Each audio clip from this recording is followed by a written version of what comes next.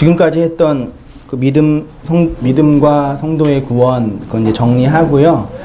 이제 그 구약 성경 창세기를 강해하고 싶은 마음이 있었는데, 좀, 한세인 목사 설교가 좀 다르잖아요.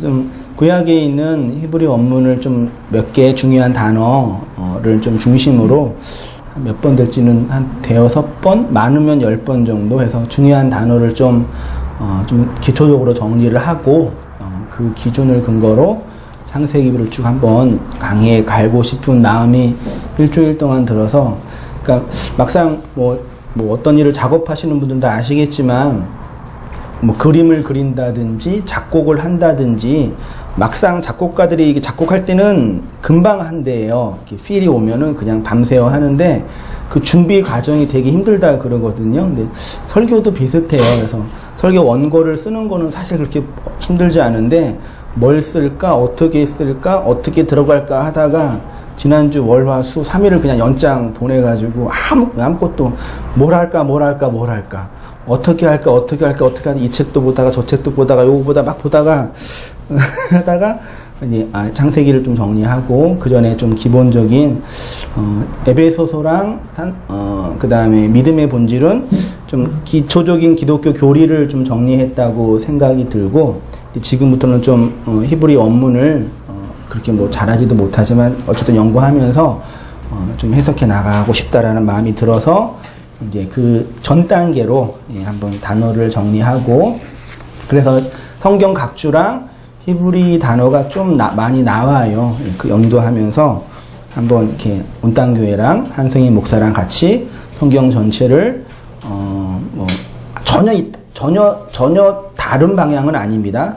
해왔던 방식인데 조금 새로운 방향으로 해석할까 생각이 들으니까요. 여러분도 잘 이렇게 들으시면서 따라와 주시고, 또 이해 안 되시는 것도 복습도 해 주시고, 그러면 제가 감사를 드리겠습니다. 누가복음 9장 23절에 우리가 잘 알고 있는 본문이죠. 예수님께서 무리를 향해서 누구든지 어떤 사람이든지 나를 따라오려거든 어떻게 하래요? 자기를 부인하고, 자기 부인이 뭐죠? 나를 부인한다.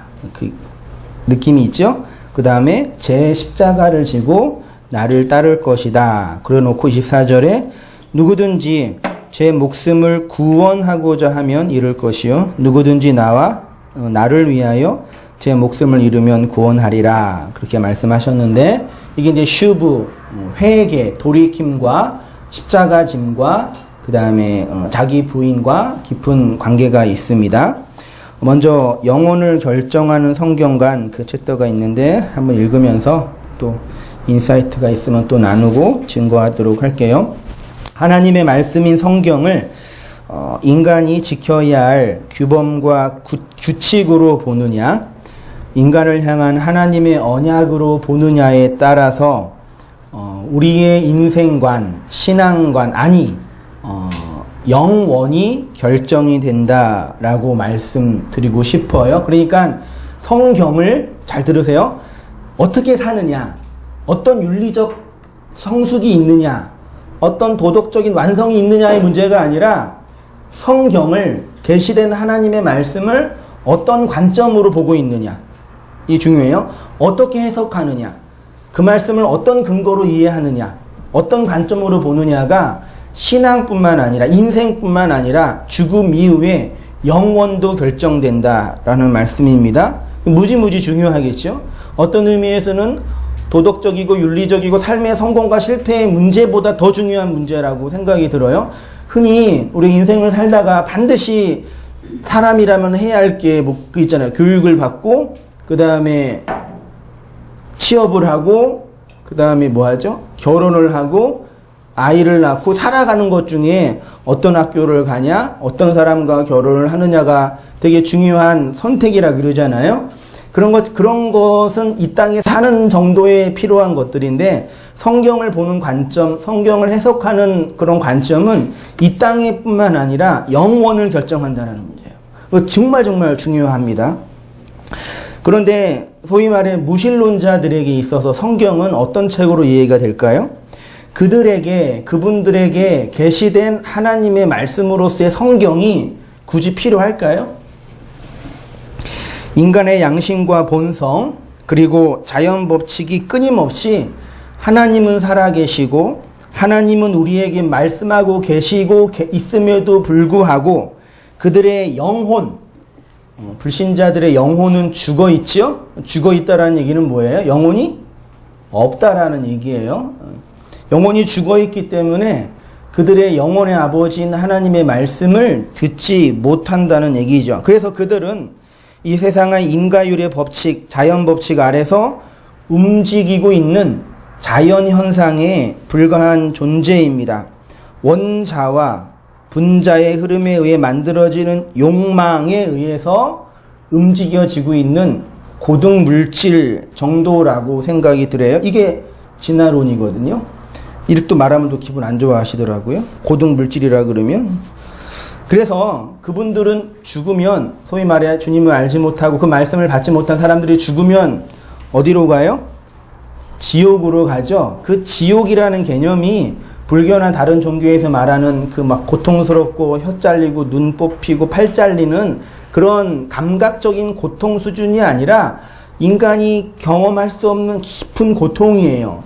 그 지옥이 그 영혼이 없는, 그 진리를 받지 못하는 불신자들이 가는 곳인데, 그 이유가 뭐냐면 그들이 복음을 받아들이지 않았기 때문이죠. 그래서 예수님께서 제자들에게 그런 말씀하셨잖아요. 마태복음 10장 14절 보세요.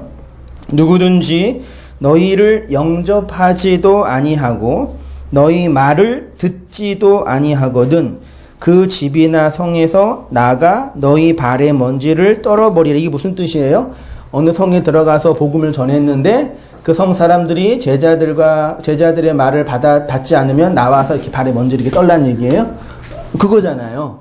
그렇죠? 근데 이게 어떤 의미가 있냐면 성경에서의 발은 복음을 전하는 발이에요. 그래서 이사야나 로마서에 가면은 아름답도다 복음을 전하는 자의 발이요 그러잖아요. 그 발이 복음을 전하는 발인데 그 발의 먼지란 얘기는 그 복음을 자기네가 받지 않고 그냥 먼지로 그대로 있다라는 뜻이에요. 먼지는 흙이죠. 땅이죠. 그 땅이 있는 곳이 어디예요? 흙들이 살고 있는 곳. 그게 땅이잖아요. 지옥이 뭐예요? 땅 지자에 갇힐 옥자잖아요. 땅에 갇혀 있는 거. 먼지인 존재가 그 먼지로 그냥 있는 것. 그게 지옥이라고 말씀드릴 수 있는 거죠.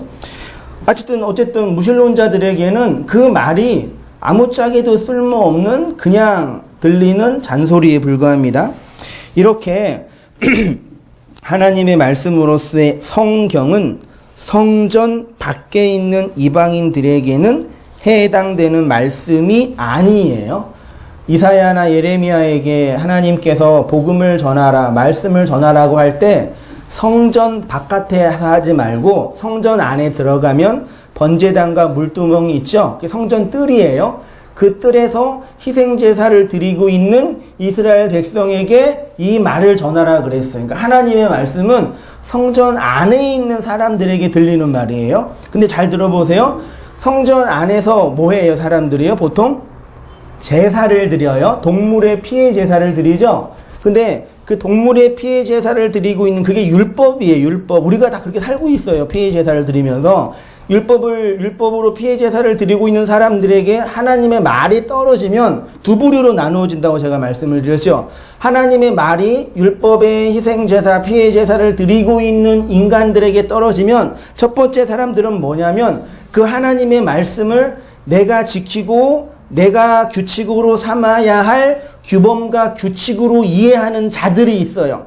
하나님이 우리에게 살인하지 말라, 간음하지 말라, 거짓 증거하지 말라, 이웃의 물건을 탐내지 말라, 그렇게 말할 때 그 말씀을 맞아요, 살인하면 안 되죠, 간음하면 안 되죠, 도둑질하면 안 되죠 라고 규범으로 만들어 놓고 내가 그것을 지켰기 때문에, 내가 살인하지 않았기 때문에, 내가 간음하지 않았기 때문에 나는 착하지요. 이게 율법주의자예요. 아시겠죠? 좋은 거죠. 그렇죠. 착하잖아요. 아니에요?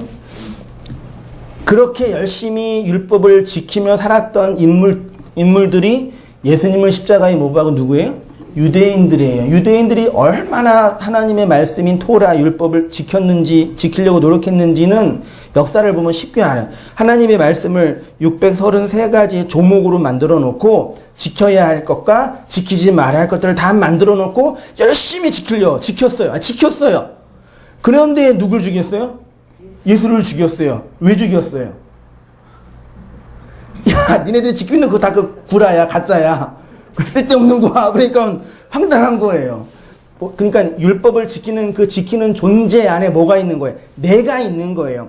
내가 열심히 힘을 발휘해서 노력해서 애써서 말씀을 지키면서 율법을 지키면서 살았는데 갑자기 시골 뜨내기 와가지고 하나님이라고 정신병처럼 얘기해놓고 니네 다 독사의 새끼들이 아무것도 아니야. 다 때려쳐. 그러니까 황당해서 십자가에 못 박아 죽인 거죠. 이게 딴 나라 얘기가 아니에요, 여러분. 오늘 우리의 얘기예요. 오늘 교회 안에 있는 우리들의 이야기라고요. 그런데 하나님의 말씀이 계명이 그 희생 제사를 드리고 있는 헌제자에게 떨어질 때 율법으로 받지 않는 사람들이 있는데 그 사람들이 바로 누구냐면 하나님의 말씀을 약속으로 받는 사람들, 언약으로 받는 거예요. 이거 되게 중요합니다, 여러분. 신구약 성경을 인간이 지키고 인간을 성숙시키는 계명과 도덕적인 수양과 또는 자기계발서 정도로 이해하는 사람들이 막 거의 다예요. 근데 그 하나님의 말씀은 그런 책이 아니라 하나님의 백성을 향한 언약이고 약속이에요. 약속이에요, 약속. 그래서 그 말을 약속으로 받는 자들이 있죠. 그럼 생각해 보세요. 성전 뜰에서 열심히 동물의 피해 제사를 드리고 있는 우리가 어떤 사람이 그 말을 전하고 있는 이사야나 예레미야의 말을 들어서 그 말을 언약으로 받는 사람들은 어떻게 할까요? 그 말이 뭐냐면 내가 지금 동물의 피해 제사 그리고 성전 안으로 들어가서 성소 안에 있는 촛대와 떡상과 향단이 무엇을 의미하는지 알게 되죠. 그러니까 하나님의 말을 언약과 약속으로 받아내는 사람은 지금 내가 바치고 있는 동물의 피가 무슨 의미인지 알게 돼서 그 번제단을 통과하고 물두멍을 지나서 어디로 들어가요? 성소로 들어가요. 성소에 누가 계셔요? 하나님이 계시죠.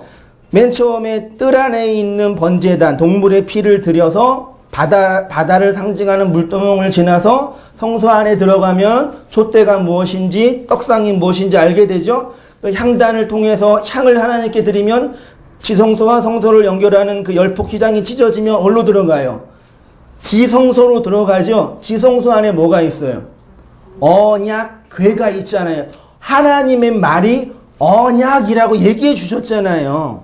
어디? 세 번째 성전, 세 번째 안으로 들어가야죠. 그러니까 번제단에서 열심히 동물의 피를 드리는 사람에게는 하나님의 말씀과 계명이 언약이라는 걸 몰라요.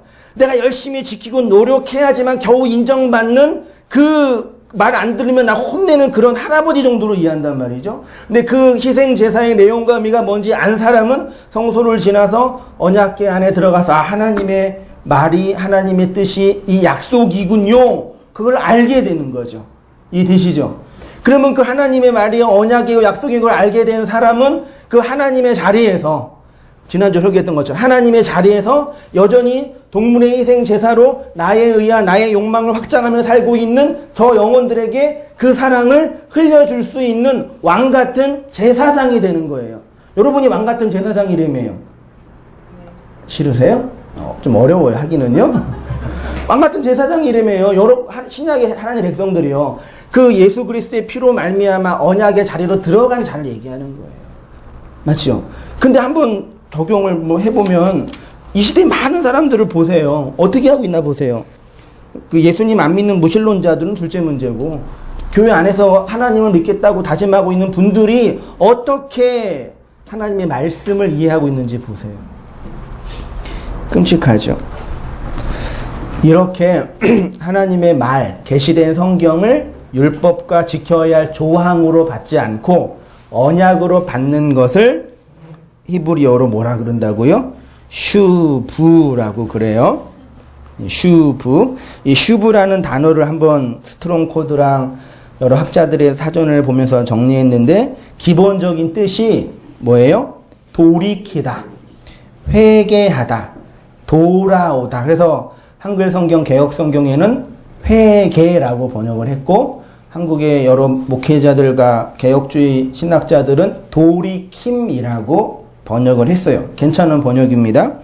이 단어는 어떤 장소나 사람에게로 돌아가는 것. 그래서 하나님으로부터 돌아가는 것도 슈브예요. 하나님으로부터 돌아서는 것. 이걸 회개라 그러지 않고 뭐라 그래요? 하나님으로부터 돌아서는 것. 그걸 배교라 그러죠. 이게 이제 슈브의 뜻이에요. 또 하나님께로 가는 것. 그건 세상을 돌이키는 거죠. 그게 슈브, 돌이킴이에요. 이 단어를 히브리 한번 보세요. 맨 앞에 부채 모양이 있죠? 보이세요? 그 다음에 기역자인지 점 하나 있고, 그 다음에 기역의 의 있죠? 그 앞에 있는 이게 쉰이라는 단어인데, 이 단어가 가지고 있는 뜻이 파괴하다, 무너뜨리다. 이빨 모양이죠? 우리 히브리어가 그 상형 문자예요. 이빨 모양이에요. 파괴하다라는 의미가 단어 안에 내포되어 있어요. 두 번째 단어가 바브라는 단어. 이게 연결고리예요. 그래서 히브리어는 엔드, 접속사로 사용이 돼요. 그 연결고리, 그리고 또 못, 그래서 바늘귀, 낚시를 던지면 바늘귀 있잖아요. 그거예요. 그 다음에 이건 기역, 이거 베이트. 이게 뭐예요? 어디 안, 성전, 그런 뜻이에요. 그래서 슈브, 신, 바브, 베이트를 이제 파자, 의미를 직역을 하면 어떻게 할 수 있냐면 집을 못으로 무너뜨리다. 성전을 못으로 파괴하다가 뭐라고요? 슈브, 회개하다예요. 그러니까 우리가 돌이키다, 회개하다라는 그 단어 안에 내포되어 있는 건 뭐냐면 집을 무너뜨리는 거예요. 뭘로? 못으로. 옛 성전을 무너뜨리는 게 회개하는 거예요. 느낌이 오지 않나요? 이전에 살던 집을 완전히 무너뜨리면 그 집에서 살 수 있어요? 못 살아요? 못 살죠. 이전에 살던 집을 무너뜨리고 새로운 집을 건설하는 게 슈브예요. 재미있는 게 예레미야 1장에 하나님께서 예레미야를 선지자로 부르실 때 예레미야에게 운명과 같은 그의 사명을 주는데 너는 앞으로 어떻게 사역할 거냐면 뽑고 파멸하고 파괴하고 넘어뜨리고 심고 건설할 것이다 그래요. 그러니까 먼저 뭐 하는 거예요? 말씀으로 파괴하는 거예요. 뽑는 거예요. 그 다음에 건설하는 거예요. 하나님의 말씀을 전한 예레미야, 그 어린 예레미야에게 네가 앞으로 해야 할 사역은 이거다. 슈브의 사역을 네가 할 거야. 얘기한 거. 그리고 모든 선지자들의 사역이 다 그렇게 진행됐어요. 그러니까 이스라엘 백성이 좋아해요? 싫어해요? 싫어하죠. 그래서 맨날 죽이고 때리고 막 칼로 찌르고 그 전승이나 보면 말도 안 돼요. 그러니까 이사야 같은 사람은 히브리서 11장에 톱으로 켬을 당했다라는 그 이야기, 아마 그 이사야가 아닐 거냐라는 그런 그 전승이 있죠. 그렇게 다 선지자를 그렇게 비참하게 죽어 간 거죠. 그랬어요. 그래서 새로운 집을 무너뜨리고 새로운 집에 가는 거죠.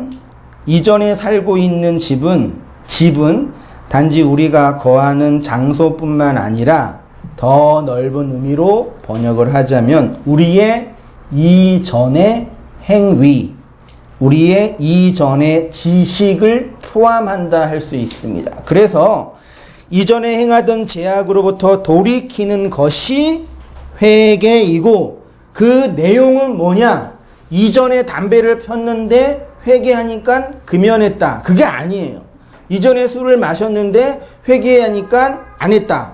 그런 것이 아니에요. 그렇다고 담배 피고 술 마시면 좋냐? 외국 가서 마시면 괜찮지. 우리나라는 힘들고. 이해 안 되시죠? 그건 개별적인 행동이 아니라니. 개별적인 행동이 아니에요. 이전에 살던 집, 옛 성전을 부수고 새 성전으로 짓는 것입니다. 그래서 바울은 이런 슈브의 의미를 신약적으로 골로새서 3장 9절에 이렇게 설명을 했습니다. 너희가 서로 거짓말을 하지 말라. 거짓말이 뭐예요? 자매님 아름다우세요. 거짓말이죠. 성경에서 말하는 거짓말이 뭐예요? 살인하지 말라, 간음하지 말라, 거짓 증거하지 말라, 원수를 사랑하라. 예수님이 그러셨죠? 살인이라는 개념이 뭐예요?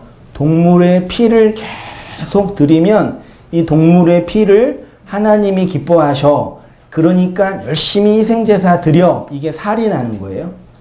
알겠죠? 살육이라고 번역을 했더라고요. 구약에는요. 그 다음에 간음이 뭐예요? 율법을 나의 남편으로, 나의 아내로, 나의 남편으로 모시고 있는 그 여자가 간음한 여자예요.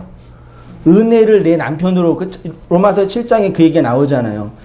은혜를 내 남편으로, 예수님을 내 남편으로 담아야 되는데 율법을 내 남편으로 담고 있으면 그게 간음한 여자예요. 그 살인하고 간음하고 그렇게 해서 살아도 괜찮아요. 그게 하나님이 기뻐하는 일이에요. 얘기해 주는 게 거짓 증거예요. 그러면 거짓 증거를 하면 그 사람 어떻게 돼요? 죽어요. 그래서 거짓말 하는 자는 형제를 살인하는 자라고 얘기하잖아요. 그러니까 열심히 교회 생활하고 열심히 봉사하고 열심히 자기의 싸우면서 거짓말 하는 자로 폭로당하는 거예요. 그게 거짓말인데, 그 거짓말하지 말라 해놓고 옛사람과 그 행위를 뭐 하래요? 벗어버리고, 옛사람과 그 행위를 벗어버리고 옛성전을 부시고 무너뜨리고 새 사람을 입었으니, 새 성전을 입었으니 이는 자기를 창조하신 이의 형상을 따라 지식에까지 새롭게 하심을 입은 자니라. 그래서 슈브, 옛 성전을 파괴하다라는 의미가 첫 번째로 있는 거죠. 그런데 우리의 옛 성전이 어떻게 무너졌냐 한번 생각해 보세요. 예수 그리스도가 나와 함께 십자가에서 죽으심으로 우리의 옛날 집, 옛날 성전이 무너진 거죠. 요한복음 2장 19절 이하 보세요. 예수께서 대답하여 이르시되 너희가 이 성전을 헐라. 내가 사흘 동안 일으키리라. 유대인들이 이르되 이 성전은 몇 년이요? 46년 동안 지었거늘. 여러분 그 히브리 성경이나 헬라어 성경이 기록된 당시에는요, 지금 우리가 사용하고 있는 아라비아 숫자는 있었어요? 없었어요? 없었어요. 아라비아 숫자는 15세기 경부터 사용됐어요. 그 전까지는 아라비아 수의 개념이 없었어요. 그러니까 구약 성경과 신약 성경을 읽을 때 수의 개념을 지금 아라비아 수의 개념으로 읽으면은 해석이 안 되는 게 되게 많아요. 많이 오역이 된 부분도 있는데 아무튼 잘 보세요. 46년 동안 헤롯 성전이 지어졌대요. 내가 3일 동안에 일으키겠느냐 하더라. 그러나 예수는 성전된 자기 뭘요? 육체를 가리켜 말씀하시. 성전이 뭐라고요? 예수님의 육체예요. 첫 번째 성전은 예수님의 육체예요. 그래서 그 성전은 반드시 어떻게 해야 돼요? 무너져야 돼요. 예. 죽은 자 가운데서 살아나신 후에야 제자들이 이 말씀하신 것을 기억하고 성경과 예수께서 하신 말씀을 뭐 했대요? 믿었대. 이 전까지는 무슨 말씀 하시는 그런 거예요? 잘 보세요. 눈에 보이는 성전은 몇 년 동안? 46년 동안 지었는데 이게 46은 40이라는 수와 6의 합성어죠. 더하기죠. 성경에 40 하면 뭘 생각해요? 40 하면 4 하면 인간의 수예요. 40 하면 광야 교회, 이스라엘 백성이 가나안에 들어가기 전에 광야에서 40년 동안 헤맸죠. 그게 광야 교회, 성도가 이 땅에서 살아가는 인생의 날이 뭐라고요? 그게 40이에요. 그래서 공자 선생님도 40을 뭐라 그래요? 불혹이라 그러잖아요. 그 뜻이 뭐죠? 불혹의 뜻이 다시는 이 세상이 뭔지 알았다. 그 뜻이에요. 그래서 이 세상에 더 이상 사기 당하지 않는, 속지 않는다. 40이 되면 최소한 뭘 알 수 있냐면 이 세상이 가짜라는 걸 확인이 돼요. 그쵸? 40 넘으신 분들. 다시 만드신 분들은 아직 멀었어요. 최소한 이 세상이 가짜다라는 걸 확인해요. 그쵸? 50은 뭐예요? 지천명이라 그러잖아요. 지천명이 뭐예요? 하늘의 뜻을 깨달은 분이에요. 50 넘으신 분들은. 그렇죠? 60은 뭐예요? 환갑이잖아요. 이게 넘어간 거예요. 돌아가신 거예요. 갑으로 가버린, 우리가 그 갑을 좋아하잖아요. 갑을 병정할 때 그 갑이에요. 진짜 갑이 된 거예요. 하늘의 뜻이 된 거예요. 그 공자가 깨달은 그 진리인데, 저 유교 잘 몰라요. 그 40이 역사의 수고, 6은 당연히 무슨 수예요? 인간이 이 땅에서 노력하고 애쓰는 모든 그 율법적 수고가 6이에요. 그래서 666 그 베리시 받으면 안 된다고 어떤 정신병자들이 그러는데, 나오면 잘 받으세요. 필요할 거예요, 아마요. 그렇게 6이 이 땅에서 인간이 노력하고 애쓰는 수라는 얘기죠. 쉽게 말하면 뭐예요? 46년 동안 졌다는 얘기는 헤롯 성전, 첫 번째 성전은 인간의 노력과 수고가 이게 포함된 인간의 의지가 함축된 성전이란 얘기예요. 그건 어떻게 해야 돼요? 그건 무너져야 돼요. 무너져서 3일 만에 부활해야 된다는 얘기예요. 예수님이 그래서 무너져라 그러신 거죠. 하나님이 지으시고 완성하시는 새 성전은 예수님의 십자가의 죽음과 부활을 통해서만 세워진다라는 얘기죠. 너희들이 너희들의 힘과 노력으로 세운 그 율법의 성전, 우리들의 인생, 힘과 노력은 그것이 반드시 무너져야지만 새 성전이 우리 안에서 지어진다. 그것이 슈브, 회개, 돌이킴이라는 얘기입니다. 성경에서 이스라엘 백성의 가장 대표적인 죄가 우상 숭배였거든요.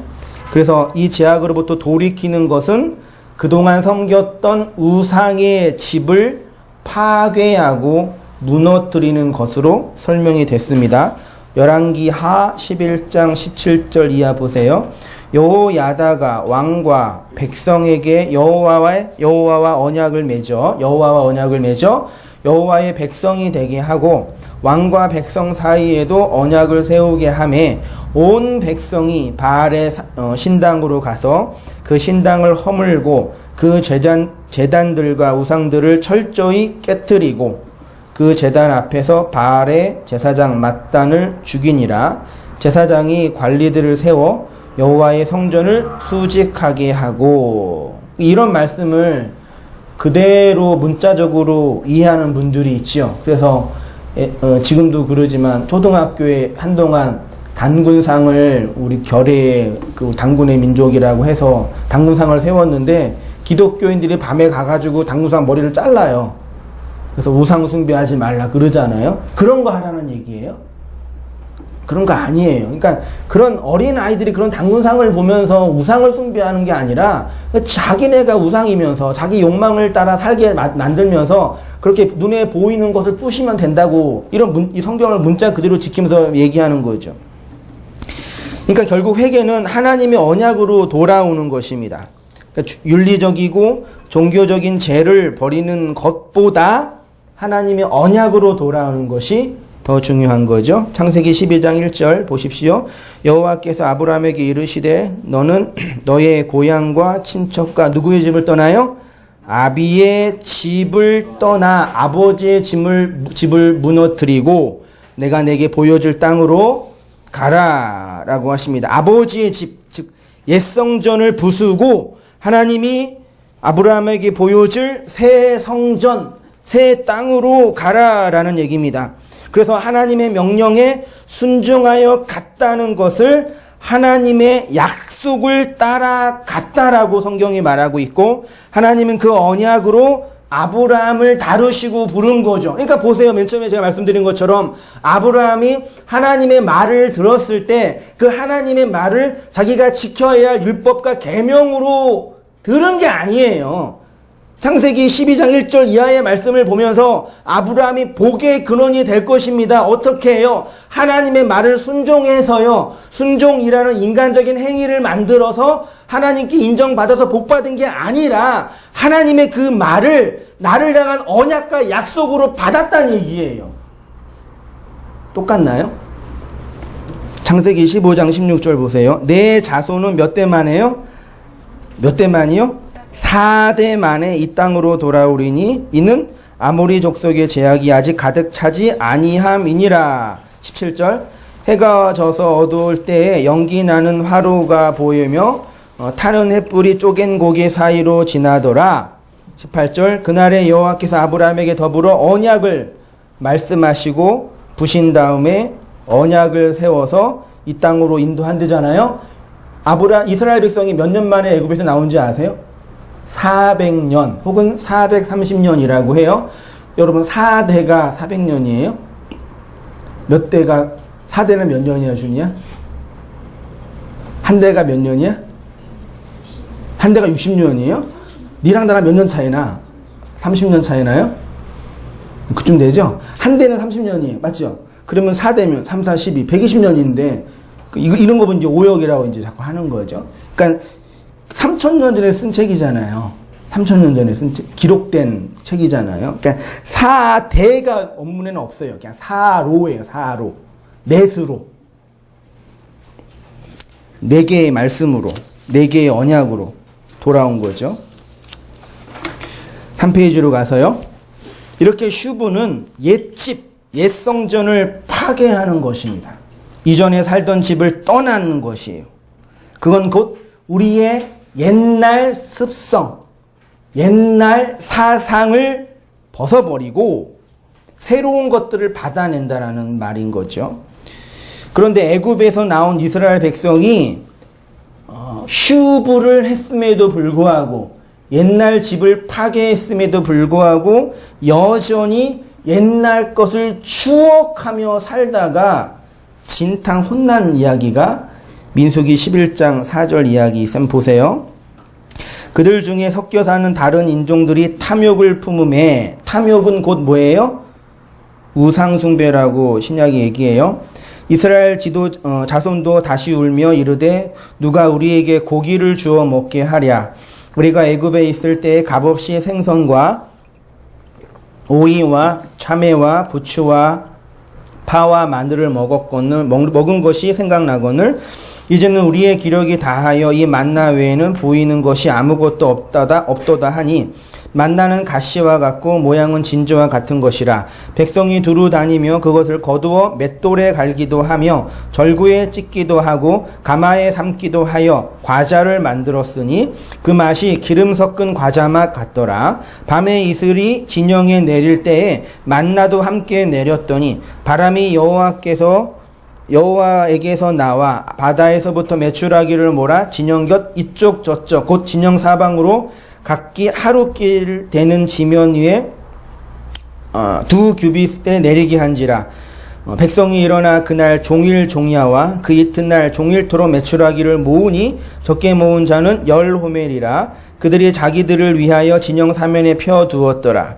33절 고기가 아직 이 사이에 있어 씹기 전에 여호와께서 백성에게 대하여 진노하사 심히 큰 재앙으로 치셨으므로 34절 그곳 이름을 뭐라고요? 키브롯 핫다와라 불렀으니 뜻은 욕심을 낸 백성들을 거기서 묻은 거예요. 묻은 거예요. 이스라엘의 탐욕이 키브롯 핫다와에서 묻혀진 거예요. 여러분 이런 본문을 보면서 이런 본문 잘 보지도 않으시겠지만 이런 본문을 보면서 어떻게 우리가 이해해요? 이스라엘 백성은 하나님께 불순종하고 자기들의 욕망을 따라 먹을 것을 달라고 했는데 우리는 그렇게 하지 맙시다. 우리는 그들처럼 그 만나를 먹으면서 하나님의 양식을 먹으면서 그들과 다르게 삽시다 얘기하잖아요. 근데 이건 누구에게 사실은요? 키브로 핫다와 인간의 욕망이 묻혀지는 곳이 어디예요? 여러분의 욕망이 어디에 묻혀졌어요? 어디에서 우리의 욕망이 묻혀져요? 하나님의 말씀을 듣는 현장에서 무너지는 거잖아요. 잘 들으세요. 우리가 이스라엘 백성과 다르게 좀 더 낙해 성숙하게 변화돼서가 아니라 하나님의 말이 우리에게 떨어지면 우리가 애굽의 음식을 욕망했던 그 이스라엘 백성이라는 게 폭로당해요. 그래서 거기에서 묻히는 거예요. 그게 성도의 교회 생활이에요. 교회 생활은 이렇게 말하면 또 힘들겠지만 우리가 예수님 잘 믿어서 좀 나은 모습으로 세상에 잘 보여서 웃는 모습으로 보여오면서 예수님 잘 믿으면 이렇게 행복하고 좋아. 그렇게 얘기해서 전도하고 삥 뜯는 게 아니라 이곳 이 하나님의 말씀이 선포되는 이 진리의 현장에서 내가 애굽에서 내 욕망을 따라 먹었던 사람인 것이 폭로당해요. 아니 세상에서 술 마시고 놀고 야구장 가서 춤추고 야구 보고 있는데 무슨 우리의 욕망이 드러나요? 맞죠? 교회 안에서 말씀의 현장에서 내 욕망이 폭로당한다고요. 거기서 묻히는 거예요. 그게 성도의 무덤이에요. 교회 생활이에요. 그 교회는 어떻게 부흥해요?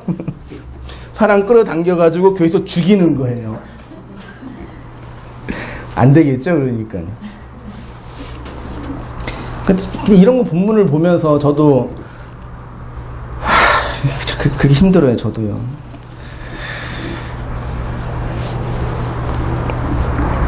3페이지 맨 위에 볼게요. 이렇게 탐욕, 애굽의 양식을 먹고 싶은 나가 하나님의 말씀을 들을 때 드러나죠. 그래서 성도는 그 말씀 앞에서 죽게 돼요. 이것이 성도의 신앙생활, 교회 생활, 성도의 교제. 그래서 교회에 와서 하나님의 말씀으로 내 죄가 폭로하고 드러나서 나의 악이 드러나잖아요. 얼마나 불쌍해요. 그래서 서로 위로해주고 격려해주는 거예요. 아시겠죠? 사는 게 힘들지, 일이 잘 안 되지, 어렵지, 그런 게 아니라요. 그러니까 이런 본문을 보면서 내가 지켜야 되고 우리가 모범으로 삼을 것을 삼는다는 얘기는 뭐냐면요, 하나님의 말이 내 안에 없다는 얘기예요. 정말 중요합니다. 내 밖에서 내가 모범으로 삼고 내가 어떤 기대로 삼는 거예요. 여러분, 한승희 목사가 멋있어요? 누구 장동건이 멋있어요? 그쵸? 요즘 우리 집사님 누굴 좋아하더라? 이종석 맞아요? 밤마다 걔 얘기를 해요. 키 크다. 얼굴 조그마다. 잘생겼다. 제가 기분 나빠할까요? 저보다 못생겼다고. 아니, 미안해요. 그거는 그냥 내 밖에 있는 저 멀리 있는 어떤 이상한 그냥 사람이 그냥 우상이에요, 그게요. 맞죠? 내 밖에 있는 남자잖아. 나랑 상관없는 남자잖아. 그 이정석이 나타나가지고 고난받는 우리 아내를 위로해주겠어요. 같이 살아주겠어요. 맞죠? 그러니까 신앙생활 그렇게 하면 돼요, 안 돼요? 안 돼요. 다 이종석 찾으면서 교회 생활한단 말이에요, 사람들이. 그러니까 내 꿈을 그렇게 투영한다고요, 교회 생활하면서요.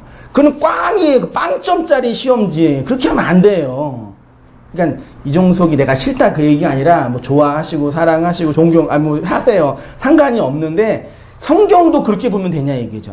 텔레비전이나 연예인을 그렇게 봐도 돼요. 예, 그렇게 보면서 위로도 얻으시고 옆에 있는 남자랑 비교하면서 자기도 한탄하면서 위로를 좋은데 신앙 하나님의 말씀을 그렇게 보면 안 된다는 얘기예요. 이거 박건준이 기부를 했다 해서 일을 하면서 이렇게 힘들게 죽었대. 왜 그랬대? 남 얘기, 남다리 긁으면 되겠냐고. 다 내 얘기인데요. 예. 그래서 성도님 하나님의 말씀 앞에서, 만나 앞에서, 진리 앞에서 나의 탐욕이 발각되어 죽게 된 거예요. 그것이 성도의 신앙생활, 교회 생활입니다. 신앙생활 잘 하시기 바랍니다. 잘 정말 하셨으면 좋겠어요. 저도 열심히 할게요. 두 번째 슈브의 뜻은 언약의 땅으로 돌아오다. 그 뜻이 있습니다. 슈브는 또한 하나님의 약속으로 언약의 땅. 첫 번째는 이전의 집을 부시는 거라고 했고요. 그 다음에는 약속의 땅으로 돌아오는 거죠. 잘 보세요. 하나님께서 인간에게 맨 먼저 주신 땅이 뭐죠? 여기 절 보세요. 여기 없어요. 하나님께서 우리에게 인간에게 제일 먼저 준 땅이 어떤 땅이죠? 그게 에덴 동산이에요. 사실은 에덴 동산이 그러니까 뭐 지금도 잃어버린 에덴을 찾아서 그렇게 찾고 있는 양반들이 계시는데 그 에덴 동산이 약속의 땅이에요. 근데 아담과 하와가 선악과를 먹어서 받은 형벌이 뭐예요? 에덴 동산에서 추방당하는 거죠. 그러니까 인류는 어떤 게 구원이냐면 에덴에서 추방당해서 다시 에덴으로 돌아오는 게 구원의 흐름이에요. 구원이란 뭐냐면 나간 땅에서 다시 돌아오는, 아버지 집에서 나가서 이방 땅에서 돼지 쥐염 열매 먹으면서 내가 돼지처럼 살고 있네요 자각한 아들이 어디로 돌아와요? 아버지 집으로 돌아오잖아요. 그게 성도의 신앙이란 얘기죠. 가나안, 그 에덴 동산이 확장돼서 이제 뭐가 돼요? 약속의 가나안 땅이 되죠. 그렇죠? 그 이스라엘 백성이 가나안 땅에 들어갔죠. 들어가서 죄를 보면서 어떻게 했어요? 또 추방당해요. 그리고 또 70년 안식에 차서 다시 가나안 땅으로 돌아오는 거죠. 또 그 가나안 땅에 뭐가 있어요? 예루살렘이 있었고, 예루살렘 맨 꼭대기에 예루살렘 성전이 있었죠. 그 성전을 통해서 하나님이 우리에게 이렇게 말씀하고 계시는 거예요. 그러니까 그 슈브라는 게 뭐냐면 하나님이 약속한 땅으로 돌아오는 거예요. 그러니까 예수님을 몰랐던 분들이 복음을 듣고 뭘 자각하냐면 내가 돌아가야 할 땅이 있다라는 걸 자각해야 돼요. 그렇죠? 내가 하나님께로 가야 되겠다라는 자각이 일어나요. 그러니까 집 밖에 있는 자에게 진리를 전해서 내가 먹고 있는 이 세상의 양식이 돼지 쥐염 열매이고 우리는 돼지 우리에서 어떻게 하면 돼지 쥐염 열매를 더 많이 먹을까 싸우며 살고 있잖아요. 맞잖아요. 그 먹으면서 이 돼지 쥐염 열매로는 내가 살 수 없는 아버지의 아들인 걸 자각하는 그 아들만 아버지의 집을 그리워한다고요. 돼지 쥐염 열매 먹으면서 이건 먹을만하고 이건 맛있다고 나는 더 많은 돼지 쥐염 열매를 먹었다고 자랑하는 분들은 아버지 집 들어가 안 들어가? 기억 안 해요. 사모하지 않아요. 이게 좋은데요. 첫 번째 에덴 동산에서 이렇게 가나안 땅으로 예루살렘 성전으로 하나님께서 우리를 인도하는 거죠. 그래서 예수님께서 십자가에서 죽으실 때 제자들에게 뭐라 그랬어요? 자기는 뭐 하러 가신다 그랬어요? 처소를 예비하러 간다 그랬거든요. 처소가 뭐예요? 사는 동네, 사는 지역, 사는 집이잖아요. 예수가 먼저 영문 밖에 쫓겨나, 약속의 땅에서 쫓겨나서 죽어서 부활하여 다시 이스라엘 백성 자손들에게 줄 그 땅을 주기 위해서 먼저 가서 집을 짓겠다고 표현하시는 거죠. 그 얘기가 이제 쭉 나와 있어요. 3페이지에 본문 한번 볼게요. 예레미야 29장 10절에 바벨론에서 몇 년이요? 70년이 차면 안식이죠. 안식이 되죠. 땅이. 내가 너희를 돌보고 나의 선한 말을 너희에게 성취하여 약속을 성취하여 이곳으로 돌아오게 슈브하게 하리라. 예레미야 25장 5절 너희는 각자의 악한 길과 악행을 버리고 돌아오라 슈브하라 그 뜻입니다. 맨 아래로 내려와서 회개에 대한 곡해와 오해. 그런데 오늘 우리는 그동안 이 회개를 다분히 도덕적이고 윤리적인 것으로만 이해했어요. 좀 심각하게 극단적으로 말하면 그것과 아무 상관이 없어요. 조금 오해의 소지가 있을 정도로 말씀을 드리면 슈브, 회개, 돌이킴은 그것과 아무 상관이 없어요. 물론 교회 역사 속에서 부흥의 역사를 보면은 술주정뱅이가 말씀을 깊이 경험해서 술을 끊고 도박하는 사람이 도박을 안 하고 그런 영적인 변화가 있는 부분도 있는데 그것으로 설명이 안 된단 말이에요. 그 술 끊는 사람들 다 회심해서 끊어요? 아니죠. 그것과 상관없이 끊는 분들도 있잖아요. 담배도 마찬가지예요. 담배 피려고 그러는데 돈이 없으니까 에이 그냥 끊어? 그리고 끊는 분들 많지는 않지만 가끔 계시잖아요. 그러니까 그런 윤리와 도덕은 그 다음 문제. 아니 오히려 상관이 없어요. 그러니까 본질적인 건 뭐냐면 하나님의 언약으로 하나님의 말로 돌아오는 거예요. 그러니까 쉽게 말하면 하나님의 말을 그 전까지는 나를 어떻게 만들어내야 할 어떤 윤리와 규범으로 이해했는데 돌아온 자들은 그 하나님의 말을 뭘로 받아요? 약속으로 받아요. 언약으로 받아요. 그래서 언약의 땅에 돌아온 거라고 언약의 장소로 돌아온 거라고 표현하는 거예요. 하나님의 말씀을요. 그래서 하나님의 나라를 상속받는 자가 되는 거죠. 4페이지로 갈게요. 마태복음 7장 21절에 그래서 예수님 이런 말씀을 하십니다. 나더러 주여 주여 하는 자마다 다 천국에 들어갈 것이 아니요 다만 하늘에 계신 내 아버지의 뜻대로 행하는 자라야 들어가리라. 그날에 많은 사람이 나더러 이르되 주여 우리가 주의 이름으로 선지자 노릇하며 주의 이름으로 귀신을 쫓아내며 주의 이름으로 많은 권능을 행하지 아니하였나이까. 하나님의 뜻을 행한다는 것은 율법의 조목을 다 지키는 것이 아니라고 말씀을 드렸습니다. 하나님의 뜻은 회개하는 것입니다. 하나님의 백성과 하나님의 언약의 땅으로 돌아가는 거예요. 언약의 땅으로 돌아가면 우리는 어떤 백성이 돼요? 언약 백성이 되죠. 그래서 하나님의 백성이 되는 거예요. 그때 비로소요. 영접하는 자, 곧 그 이름을 믿는 자는 하나님의 자녀가 되는 권세를 주셨으니까 이제 예수님을 영접하세요. 이게 20세기 복음주의 운동이 잘못 만들어 놓은 영접기도의 오류예요. 그렇게 해서 예수 믿는 게 아니에요. 영접이 그런 식으로 되는 게 아니에요. 요한복음 11장 50절 한 사람이 백성을 위하여 죽어서 온 민족이 망하지 않게 되는 것이 너희에게 유익한 줄 생각하지 아니하는도다. 이 누구 말인지 혹시 아세요? 한 사람이 백성을 위하여 죽어서 온 민족이 망하지 않게 되는 것이 좋다. 누구 말인지 아세요? 이게 예수님을 십자가에 못 박은 대제사장의 말이에요. 신기하죠? 그러니까 회심하지 않은 하나님 백성이 아닌 사람이 예언을 말하는 거예요. 영을 받아서 갑자기. 51절 이 말은 스스로 말함이 아니요 그 해의 대제사장이므로 예수께서 그 민족을 위하시고 또 그 민족만 위할 뿐 아니라 줄쳤죠. 흩어진 하나님의 자녀를 모아 하나가 되게 하기 위하여 뭐 하셨대요? 죽으셨대요. 예수님이 십자가에 죽어서 뭐 하시는 거예요? 흩어진 하나님의 자녀를 모으는 거예요. 그래서 약속의 땅으로 들여보내는 거예요. 그거 가지고 신천지는 이제 몇 명이라 그래요? 14만 4천이 다 차면은 이제 문 닫고 심판이 만다니까 아직 14만 3천 명 정도 되니까 1000명만 더 전도하면 우린 된다. 열심히 하고 있잖아요.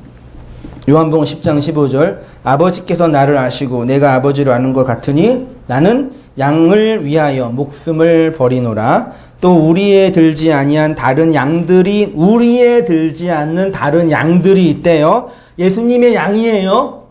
예수님의 양될 존재들이에요. 근데 아직 뭐예요? 그 말을 언약으로 받지 못한 자들이에요. 그래서 약속의 땅에 돌아오지 못한 분들이에요. 그분들을 어떻게 인도해요? 그 언약의 말을 던져줘야죠. 그러면 어떻게 해요? 내 음성을 듣고 한 무리가 되어 한 목자에게 있으리라. 예수님은 이렇게 양 우리에 들어오지 않는 다른 양들에게 주님의 음성, 언약의 말씀을 들려주심으로 그들을 모아서 흩어진 자들을 모아서 약속의 땅으로 들여놓는다라는 얘기죠. 이것이 바로 예수 그리스도의 십자가 사건입니다. 그래서 옛사람을 벗어버리고 예수님께로 돌아오는 휴부한 자들만 진정으로 하나님의 나라로 들어가게 되는 거죠. 예수님은 이것을 자기를 부인하고 날마다 제 십자가를 지고 나를 쫓으라 그러신 거예요. 그러니까 예수님을 따라가기 위해서 예수님을 따라가서 그 언약으로 들어가기 위해서는 자기를 부인해야 되고 자기의 십자가를 져야 된다라는 얘기예요.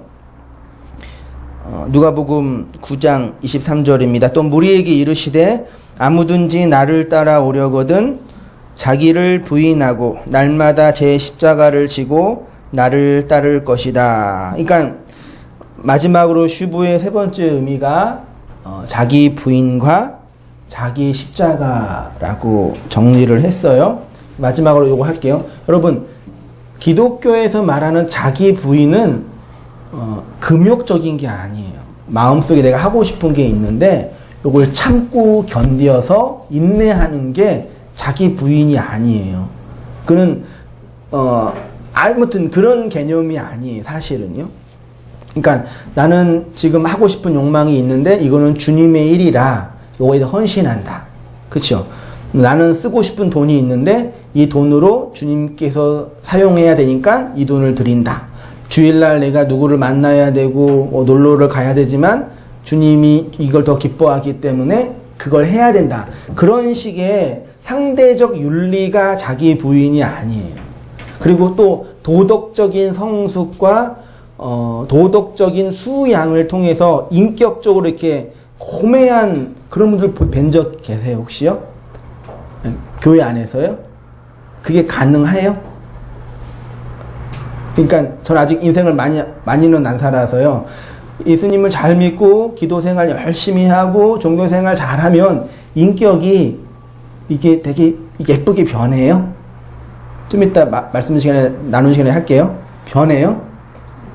여러분 변할 수 있으세요? 여러분은 모르겠지만 저는 아닌 것 같아가지고. 세상에서 제일 악한 사람이 누구예요? 목사예요. 우리 주사랑 같이 우리 동기들에게 이것저것 농담하다가 그런 얘기했죠. 이렇게 교회 우리가 성도들이든 목사들이든 어떤 그 사회적 억압을 받냐면 착해야 된다. 그렇죠? 깨끗해야 된다. 요즘 하도 이제 더러운 목사들이 많이 있으니까 그런 억압을 받아요. 근데 뭐 그게 잘했다는 얘기가 아니라, 근데 그래서 착한 아이 컴플렉스에 다 빠져 있어요. 맞죠? 근데 저를 보면은 최소한 날 볼 때는 이게 착한 사람, 그러니까 착한 목회를 열심히 해서 착한 사람이 될 것 같지는 않아요. 내가 목회를 열심히 안 할 수 있을지도 모르겠지만, 그래서 친구들이랑 얘기하다가 야야, 목회 성공하려면 나쁜 사람이 돼야 된다. 악한 사람이 돼야 된다고. 사람이 착해가지고는 목회 안 된다고. 그런 농담으로 얘기해요. 근데 그게 어느 면에서는 틀린 말이 아니에요. 그러니까 우리 집부터 이제 마음대로 이제 악하게 삽시다. 그러니까 하고 싶은 말 다 합시다. 그런 얘기가 아니라는 거 아시죠? 그러니까 제가 뭘 말씀드리고 싶냐면 기독교라는 그 복음을 윤리로 대치하지 마시라 얘기예요. 맞죠? 하나님의 그 생명의 언약을 나의 율법적인 지킴으로 했다고 자랑하지 말자 얘기예요. 근데 우리를 동격으로 둔다는 게 문제예요. 아니 이게 나쁘다는 얘기 아니에요. 착하게 하고 거룩하게 하고 보기 좋게 하는 거 좋아하는데 복음은 그것으로 대치될 영역이 아니란 얘기예요. 저 이것뿐이 설명을 못 드리겠어요. 또 하나님의 말을 그 언약으로 받아내는 사람에게는 그 사람에게 나오는 독특한 인격이 있어요. 네. 그 영적인 인격이라 그럴까요? 어떤 도덕성이나 윤리성이나 뭐 유교나 이런 다른 종교 여타 종교에서 만들어내는 그런 윤리가 아니라 독특한 생명력이 있다고요. 3페이지 아래에요. 마지막으로 읽을게요. 성도의 자기 부인은 이런 금욕적인 어떤 생각이나 행동이 아닙니다. 예수가 내 안에 넣어준 그 십자가를 지고 예수님을 따른다. 성경에서 십자가는 스타우로스라는 헬라어예요. 4페이지 맨 위에 있어요. 스타우로스는 십자가라기보다는 그냥 기둥이에요. 그러니까 정말 성경적으로 십자가를 달려면 이렇게 교회 맨 위에 기둥을 이렇게 달아야 돼요, 사실은. 그러면 2단 되겠죠? 그러니까 상징이 됐으니까요. 그래서 기둥을 더 정확하게 번역하면은 장대라고도 할 수 있어요. 그래서 예수님을 상징하는 노뱀이 어디에 달렸어요? 장대에 달려서 높이 들렸잖아요. 장대라는 게 원래 언제 사용이 됐냐면 옛날 집은 텐트처럼 지었으니까 텐트를 세우려면 반드시 뭐가 있어야 돼요? 그 기둥과 장대가 있어야 돼요. 그래서 이게 무너지면은 집은 무너지죠. 그게 언약의 기둥이에요. 그러면 그거를 파괴하라는 얘기는 뭐예요? 네가 살던 그 옛날 그 기둥 그거 부서뜨리라는 얘기예요. 그거 부시면 새 언약의 성전의 야긴과 보아스의 두 기둥이 된다는 얘기예요. 교회에서 열심히 봉사하면 교회의 기둥이 된다는 얘기가 아니라, 헌금 많이 내면 교회의 기둥이 된다는 얘기가 아니라, 우리의 옛날 살던 그 집이 그 언약의 기둥이 무너져야지 새로운 집의 기둥으로 세워진다는 얘기. 그게 언약의 기둥 십자가예요. 그래서 아브라함이 하나님의 말씀을 듣고 본토, 친척, 아비의 집을 떠났다는 얘기예요. 고대 근동 지역에서 아버지의 집을 떠난다라는 얘기는, 집을 떠난다는 얘기는 전에 살던 집을 헐었다는 얘기예요. 무너뜨렸다는 얘기예요. 그리고 그 장대를 짊어지고 걸어가서 새로운 지역에 집을 건설하는 거죠. 그 예수님 십자가를 지고 가셨잖아요. 가셔가지고 새로운 지역에 집을 지으신 거죠. 이것이 바로 옛집을 무너뜨린다라는 슈브의 진정한 의미입니다. 네, 절 보세요, 이제. 그러면 적용하면, 성도님들은 기둥이 무너졌나요? 지셨어요? 그러면 살 집이 있어요, 없어요? 아니, 집에 저지 말고요. 언약적으로 옛날 집이 무너졌으면 그 옛날 집이 있어요, 없어요? 없지요. 집 없지요. 그 집 없는 사람을 뭐라 그래요? 그 나그네라고 하잖아요. 그 가난한 자가 되는 거예요. 아시겠죠? 그러니까 하나님의 언약을 받아 회심한 사람, 슈브한 사람은 가난한 자가 돼요. 왜요? 집이 없으니까. 오늘 우리나라처럼 지금 이게 집값 비싼 이 시대의 집 말고요. 그 우리의 영혼이 살던 그 영혼의 집, 그게 없다고요. 그래서 가난한 자가 된다고요. 그래서 복음은 누구한테만 증거돼요? 가난한 자에게. 부자에게는 안 들려요. 누가복음 14장 33절이 그 말씀입니다. 너희 중 누구든지 자기의 모든 소유를 버리지 아니하면, 되셨죠? 모든 소유, 그 기둥이 무너져야지 예수님의 제자가 되는 것입니다. 그래서 심령이 가난한 자가 복이 있다. 하나님의 나라가 된다. 나를 지탱하는 나의 옛 기둥의 뿌리가 다 뽑혀 나의 옛 성전이 무너진 그 사람만이 새 성전으로 하나님의 나라로 하나님을 유업으로 받게 되죠. 다시 읽을게요. 나를 지탱하던 나의 옛 기둥, 율법적 선악 판단 안에서 나를 만들어낸 나의 의예요. 됐지요? 그건 나예요. 그것이 무너진 사람, 뽑혀진 사람만이 새 성전으로 짓게 되는 거죠. 지어져 가는 거죠. 예레미야 25장 10절에 너희는 50년째 해를 거룩하게, 50년이 무슨 년이에요? 희년. 네.